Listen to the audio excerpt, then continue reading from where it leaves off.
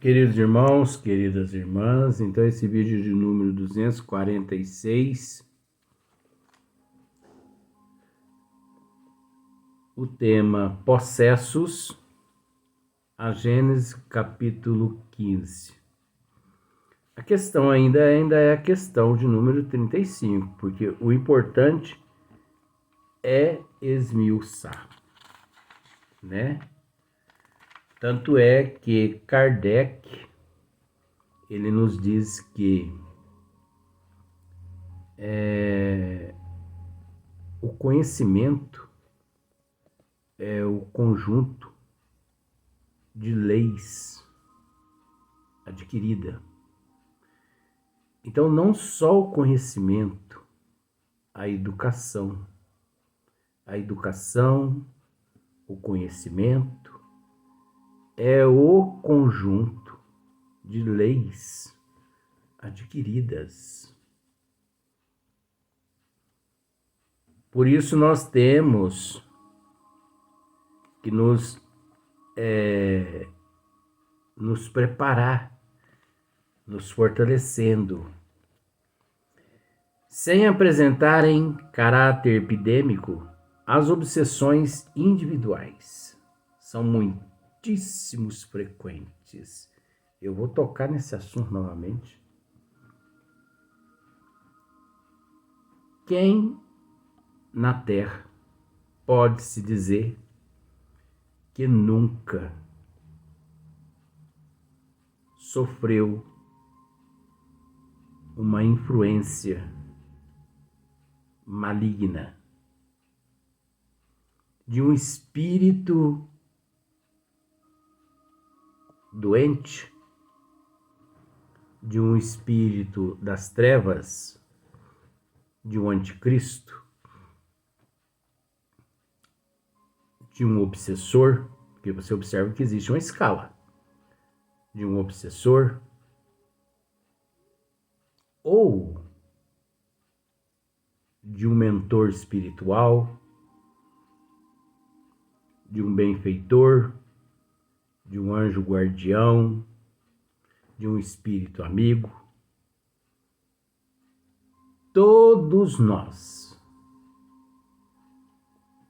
exercem os espíritos influência em nossas vidas? Não só exerce, como são eles que vos dirigem, disse os bons espíritos a Kardec. Então, olha só, sem apresentarem caráter epidêmico, as obsessões individuais são muitíssimos frequentes e se apresentam sobre os mais variados aspectos. Apresentam-se sobre variados aspectos. Sabe aquela pessoa assim que tem um toque? Pessoa que na verdade é isso mesmo, nós temos que tocar no assunto, né? Sabe aquela pessoa assim, por exemplo, que tem mania de limpeza? Limpa a casa, mas depois que ela termina de limpar, ela volta a limpeza tudo novamente. Mas sabe aquela pessoa também desleixada, aquela pessoa que não limpa a casa? Também encontra-se sobre uma influência de algum espírito.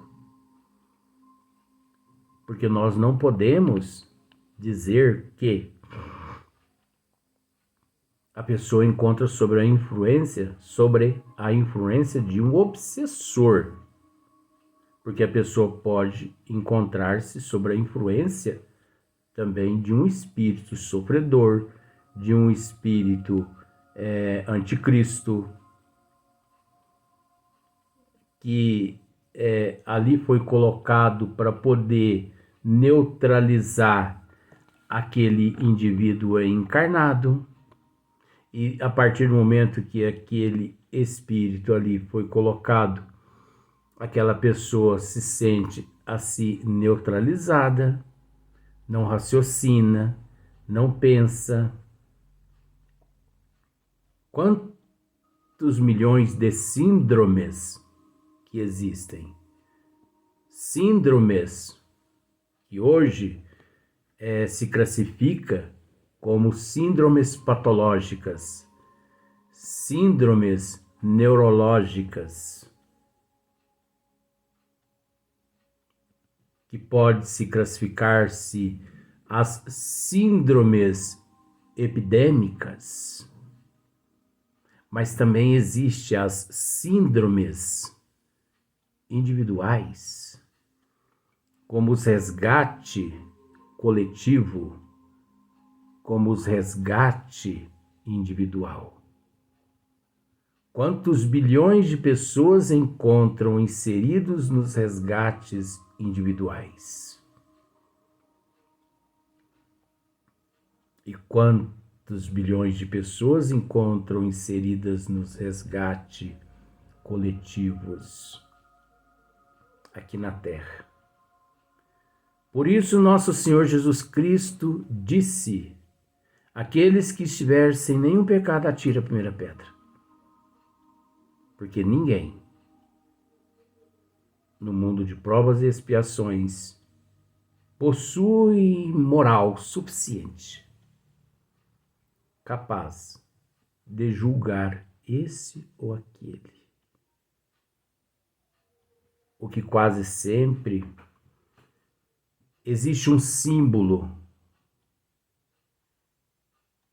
Olha só para você ver. 3 dedos está voltado para a pessoa. Um está voltado para aquela pessoa que está sendo acusada. E esse dedo aqui é o símbolo que se diz: Deus está vendo, viu? Deus, ó. Olha só para você ver, ó. Presta atenção nesse símbolo aqui, ó. Esses 3 dedos aqui estão voltados para você na hora que você está falando mal dos outros. Esse aqui é o dedo que você está apontando a pessoa. E esse dedo aqui significa: Deus está vendo, viu? Deus está vendo tudo que você está fazendo.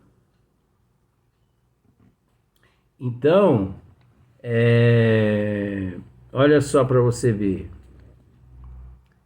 E se apresentam sobre os mais variados aspectos, que, entretanto, por um conhecimento amplo do Espiritismo,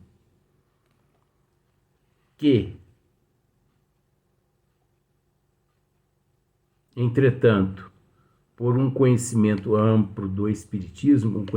amplo do Espiritismo, a pessoa tem um conhecimento amplo do Espiritismo, facilmente se descobrem.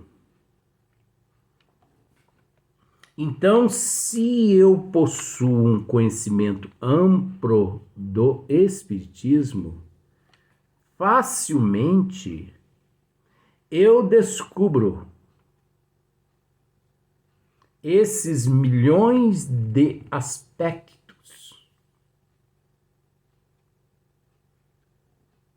obsessivos, não obsessivos, nas síndromes, nos pânicos, nos cacoetes, nos hábitos, nas atitudes, no comportamento. Porque nós temos que pensar da seguinte forma: existe um número inimaginável de aspectos, as quais a obsessão ela se apresenta, ou a influência dos espíritos malignos, que não são obsessores, se apresentam ou dos espíritos sofredores, ou dos espíritos anticristos que se apresentam,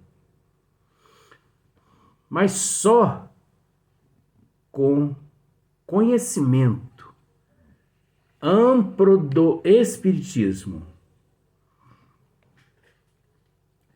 eu posso dizer, eu posso fechar um diagnóstico. Então, às vezes, chega um paciente, chega uma pessoa que ela foi taxada por todos como obsidiada. Mas devido ao meu conhecimento amplo do Espiritismo, naquele momento ali, depois de uma meia hora de conversa com aquela pessoa, devido ao meu conhecimento, meia hora depois, eu fecho um diagnóstico, provando que aquela pessoa, ela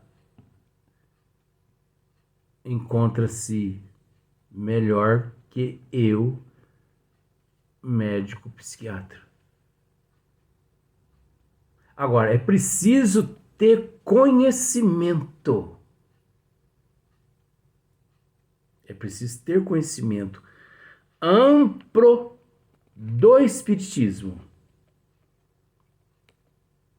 que facilmente se descobrem. Podem, não raro, trazer consequências danosas à saúde. Nós já explicamos a respeito disso aqui, né?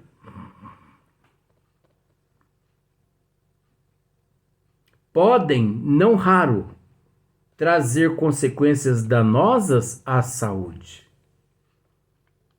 No Evangelho segundo o Espiritismo, no final, nós gravamos vídeos aqui a respeito da presença dos nossos irmãos obsessores ou espíritos enfermos, doentes e tudo mais, a presença deles por um tempo prolongado pode lesar, sim, o corpo orgânico da pessoa, em todas as áreas onde aquele espírito encontra-se interligado. Seja agravando afecções orgânicas já existentes. Então, olha só para você ver, Kardec sabedoria. Pode, né? Podem, deixa eu voltar aqui. Sejam agravando afecções orgânicas já existentes. O que quer dizer com isso? Aquelas energias deletérias daqueles espíritos malignos, obsessores e tudo mais. Se você já traz um transtorno patológico, vamos pensar assim, se você já traz, vamos dizer assim, para ficar mais fácil, se você já traz uma complicação nos teus pulmões, a presença daqueles fluidos, daquele espírito ali, pode agravar mais ainda aquela enfermidade que já existia nos teus pulmões. Seja ocasionando-as, um dia virão a ser incontestavelmente arroladas entre as causas patológicas que requerem,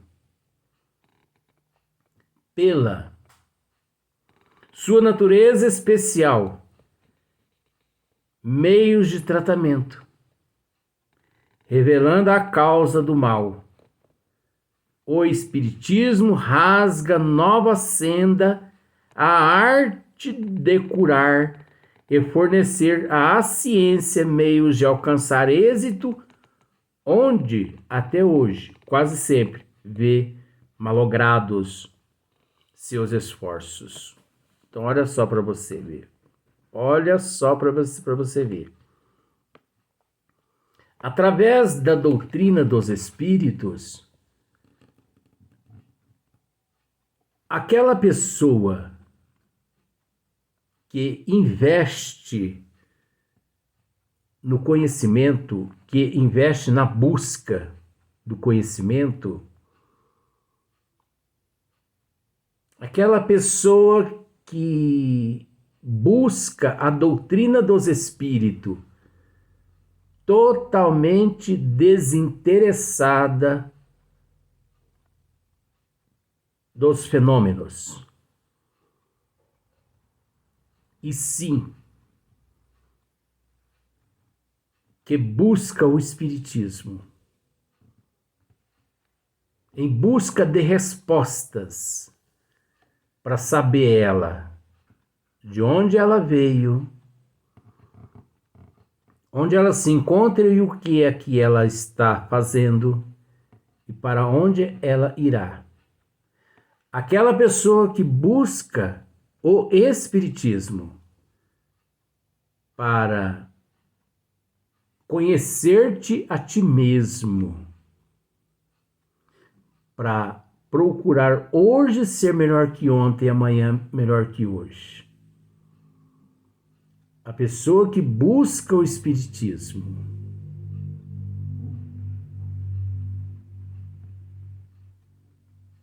para obter respostas dos porquês das desigualdades, mas com humildade, com paciência, com resignação e com aceitação, porque nem sempre a pessoa consegue auto se satisfazer de imediato, devido à precipitação, devido ao afoito. Quase sempre a pessoa não consegue obter, ou melhor, lograr êxito. Havendo necessidade da paciência, da concentração, da resignação, da humildade. Porque, como nós já dissemos aqui várias vezes, Deus não dá aquilo que a pessoa pede, e sim aquilo que a pessoa necessita. E nem sempre o que a pessoa necessita é o que a pessoa pede. Agora, é preciso entender também que Deus nunca dá nada. Deus apenas condiciona meios para que a própria pessoa, através dos próprios esforços dela, arregaçando as mangas, erguendo a fronte, indo à luta, ela possa lograr êxito. E dali em diante, aquele êxito entra no rol dos atributos, como o caso da inteligência. A inteligência é um atributo do espírito. A inteligência é uma conquista do espírito. Porque todos nós fomos criados simples e ignorantes. Ignorantes de que havia essa grandiosidade toda para que pudéssemos abarcar. Então, se nós pararmos para analisar, todos nós fomos criados puro. Todos nós fomos criados puro, perfeitos, sem mácula nenhuma, sem defeito nenhum. Tanto é que não tínhamos conhecimento da grandeza que existia, que havia. Tanto é que, naquele momento, nem o atributo que se chama inteligência possuíamos. A inteligência, ela não é um atributo do cérebro. A inteligência não é um atributo do corpo físico, como acredita muitos fisiologistas. Tanto é que eles, até hoje, 2023, eles estudam, né, dessecam o cérebro, a massa encefálica de Albert Einstein, para descobrir a origem da inteligência de Albert Einstein e de muitos outros, né, que tem muita massa encefálica guardada nos laboratórios e os cientistas estudando. Tem que estudar mesmo, porque é de tanto estudar que eles vão descobrir que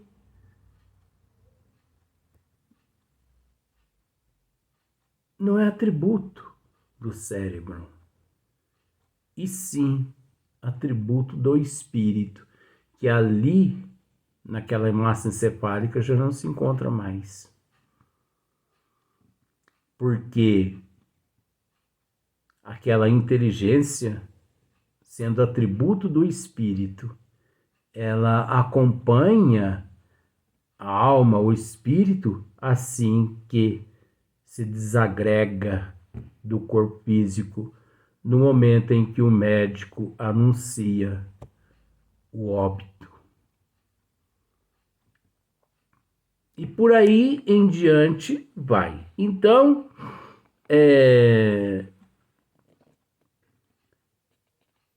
o espiritismo, a pessoa que tem conhecimento, que busca o espiritismo com sinceridade, com amor, busca com responsabilidade, ele não só se cura fisicamente, como também espiritualmente.